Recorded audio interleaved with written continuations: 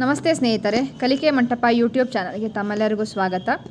ಇವತ್ತಿನ ಈ ವಿಡಿಯೋದಲ್ಲಿ ನಾವು ಒಂದಷ್ಟು ಜನರಲ್ ನಾಲೆಡ್ಜ್ ಕ್ವೆಶನ್ಸ್ ಮತ್ತು ಅದಕ್ಕೆ ಸಂಬಂಧಪಟ್ಟ ಡೀಟೇಲ್ಸನ್ನು ನೋಡೋಣ.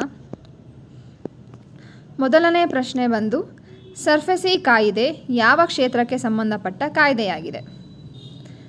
ಸರ್ಫೆಸಿ ಕಾಯಿದೆ ಯಾವ ಕ್ಷೇತ್ರಕ್ಕೆ ಸಂಬಂಧಪಟ್ಟ ಕಾಯ್ದೆಯಾಗಿದೆ? ಉತ್ತರ ಬ್ಯಾಂಕುಗಳು ಮತ್ತು ಹಣಕಾಸು ಸಂಸ್ಥೆಗಳು. ಸರ್ಫೆಸಿ ಕಾಯ್ದೆಯು ಭಾರತೀಯ ಬ್ಯಾಂಕುಗಳು ಮತ್ತು ಹಣಕಾಸು ಸಂಸ್ಥೆಗಳು ನ್ಯಾಯಾಲಯಗಳಿಂದ ಯಾವುದೇ ಹಸ್ತಕ್ಷೇಪವಿಲ್ಲದೆ ಕ್ರೆಡಿಟ್ ಡಿಪಾರ್ಟ್ಮೆಂಟ್ಗಳ ಆಸ್ತಿಗಳನ್ನು ಮಾರಾಟ ಮಾಡಲು ಅಥವಾ ಹರಾಜು ಮಾಡಲು ಅನುಮತಿಸುವ ಕಾನೂನಾಗಿದೆ. ಎರಡನೇ ಪ್ರಶ್ನೆ,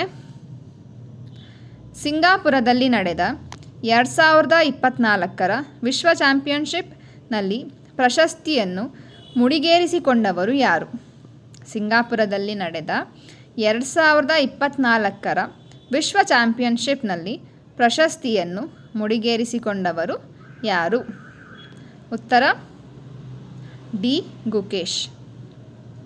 ಸಿಂಗಾಪುರದಲ್ಲಿ ನಡೆದ ವಿಶ್ವ ಚೆಸ್ ಚಾಂಪಿಯನ್ಶಿಪ್ನಲ್ಲಿ ಭಾರತ ಇತಿಹಾಸ ನಿರ್ಮಿಸಿದೆ.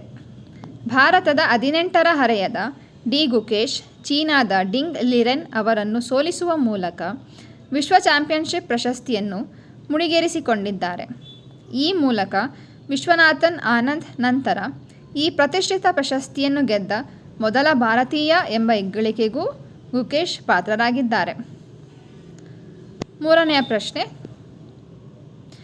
ಯಾವಾಗ ಮತ್ತು ಯಾರ ಜನ್ಮದಿನವನ್ನು ರಾಷ್ಟ್ರೀಯ ಗಣಿತ ದಿನ ಎಂದು ಆಚರಿಸಲಾಗುತ್ತದೆ?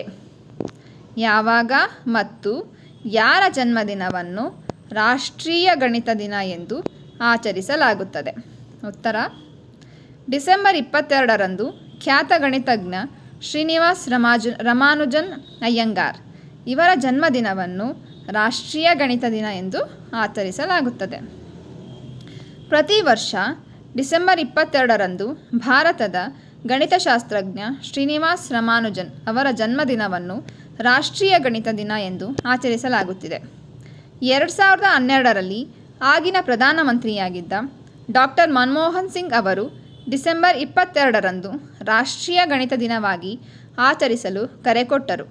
ಹೀಗಾಗಿ ಅಂದಿನಿಂದ ಈ ದಿನವನ್ನು ಆಚರಿಸಿಕೊಂಡು ಬರಲಾಗುತ್ತಿದೆ. 4ನೇ ಪ್ರಶ್ನೆ, 87ನೇ ಅಖಿಲ ಭಾರತ ಕನ್ನಡ ಸಾಹಿತ್ಯ ಸಮ್ಮೇಳನ ಎಲ್ಲಿ ನಡೆಯಿತು? 87ನೇ ಅಖಿಲ ಭಾರತ ಕನ್ನಡ ಸಾಹಿತ್ಯ ಸಮ್ಮೇಳನ ಎಲ್ಲಿ ನಡೆಯಿತು? ಉತ್ತರ ಬಂದು ಮಂಡ್ಯ.